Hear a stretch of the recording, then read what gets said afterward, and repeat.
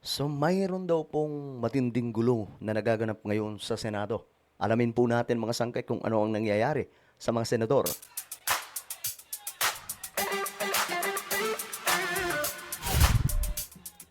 Yo guys, what's up? This is me. I'm back for another vlog today. Kamusta po kayo mga kababayan? At eto nga po pag-uusapan natin ngayon mga sangkay itong pambihirang nangyayari di umano sa Senado. Anyway, bago tayo magtuloy-tuloy sa mga hindi po dyan nakakapag-subscribe sa ating YouTube channel, tayo po ay road to 2 million subscribers na. Paangat po tayo ng paangat. Kaya naman ano pang hinihintay mo? Makikita nyo po yung subscribe button sa baba ng video na to. I-click nyo lamang po yung subscribe, i-click ang bell, at i-click nyo po yung all. Sa mga nanonood po sa Facebook, i-follow nyo po yung ating Facebook page. Okay, eto na. Shoutout pala sa lahat ng Solid Sangkay. Comment down below. Hashtag Solid Sangkay kasama po ang inyong mga lugar. So eto nga mga sangkay. May nangyayari daw pong gulo ngayon sa Senado. Eto, tingnan po natin ang balitang to. Muling umuugong ang posibilidad na magpalit na naman ng liderato sa Senado.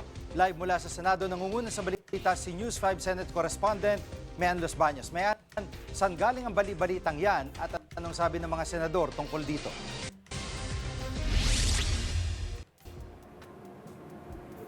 Jiggy, nitong weekend lang umugong ang bali-balita ng posibilidad ng pagpapalit ng liderato muli dito sa Senado. Kaya nakausap ko kanina si Senate President Tito Soto at tinanong ko siya tungkol dyan. At anya, wala naman daw kumakausap sa kanyang mga senador o kahit sino mang senador na nagsasabing gusto siyang patalsikin.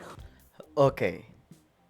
Kung babalikan po natin mga sangkay ang kasaysayan nitong mga naging Senate President sa pamumuno po ni PBBM, ngayong presidente na po si PBBM, 'di ba yung nauna? Itong si Mig Zubiri. Nung si Mig Zubiri yung nakaupo, ginulat po siya ng permahan.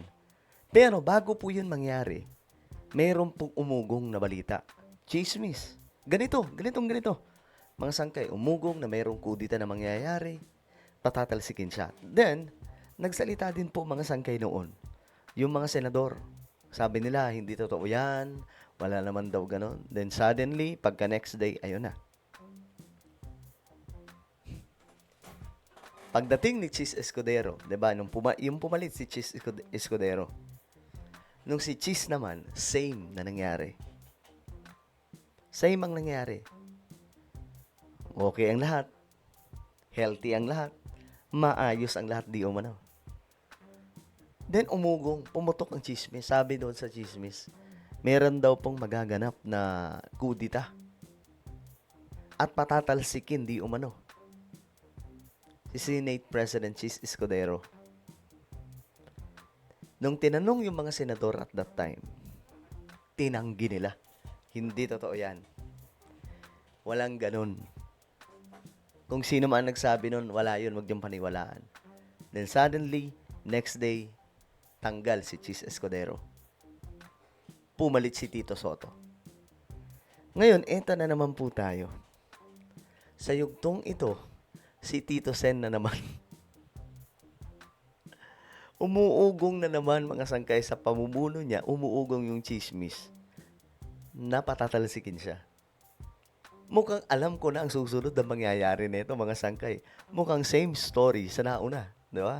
O pababain sa pwesto. Gayunman, aminado ang lider ng Senado na si Senate President Soto na posibleng may ilang mga senador na hindi gusto o may hindi masaya sa kanyang liderato. At ano ba ang pwedeng dahilan dyan, Jiggy? Posible daw na yung balasahan sa komite. Kung matatandaan mo, Jiggy, nag-report ako sa iyo last week tungkol doon sa naging desisyon ng mayorya na palitan ni Senator Amy Marcos bilang chairman ng Senate Committee on Foreign Relations. Bakit? Dahil major committee ang Senate Committee on Foreign Relations. Kaya dapat daw mapunta yan sa miyembro ng majority block. Pero si Senator Amy kasi, ay pagkakaalam nga natin, matagal na siyang miyembro ng minority block.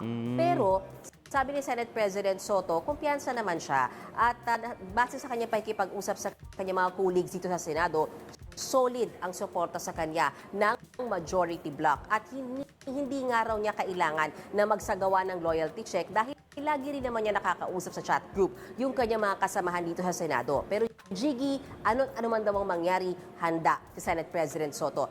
Pakinggan natin ang bahagi ng kanyang pahayag. So, ano man ang mangyari, handa si Tito Sen. So, kailangan yun. Maging ready lang siya kasi may chismis na eh. Posibleng tinatanggil na naman ng mga senador yan. Kung tatanungin mo ako, ano bang iniisip ko na maaaring hindi natutuwa ang ilan sa mga kasama, ha? Baka dahil mahigpit ako. Mahigpit ako sa insertion sa budget. Pero may nagparamdam, SP, na hindi masaya sa liderato ninyo? Hindi, wala naman. Wala naman nakakarating sa akin.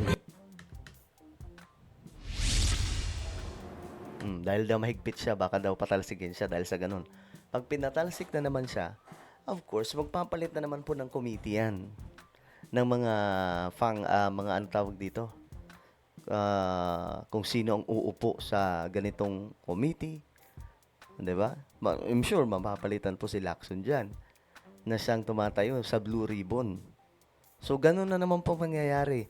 Then, next time, yung papalit naman ang makuko dito. Pamamihira, ganun lang.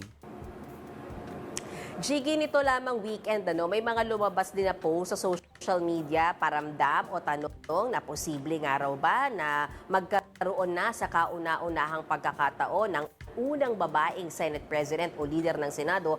So natanong ko rin Senate President Tito Soto kaugnay niyan, sabi niya marami siyang nababasa sa social media at ang ilan daw dyan, fake news. Jiggy? Fake news. At Mayan, ikaw dyan, insider ka na talaga dyan. Tingin ba may sapat na numero para mapalitan si SP Soto? Yan na.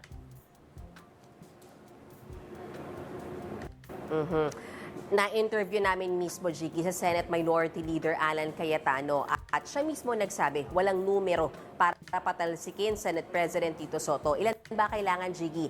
13.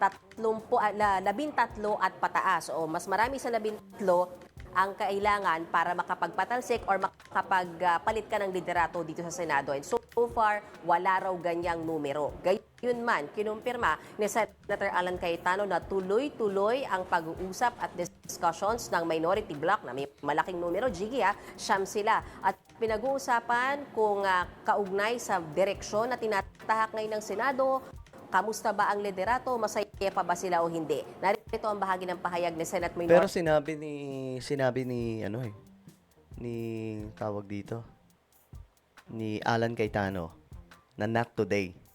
Hindi pa daw ngayon yung pagpapalit ng liderato. O not today, hindi pa ganun kataas ang bilang.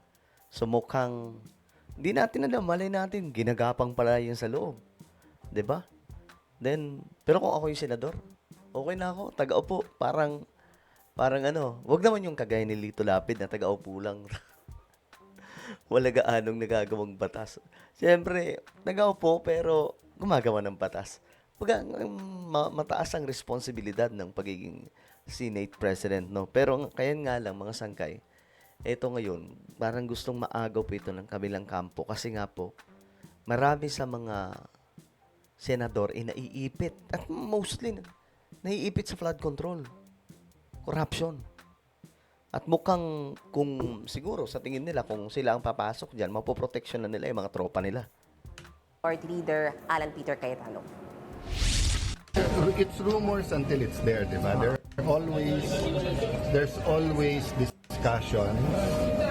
There are people with happy of our direction, may people na hindi happy sa direction. Ako personally, I think everyone's campaigning instead of governing.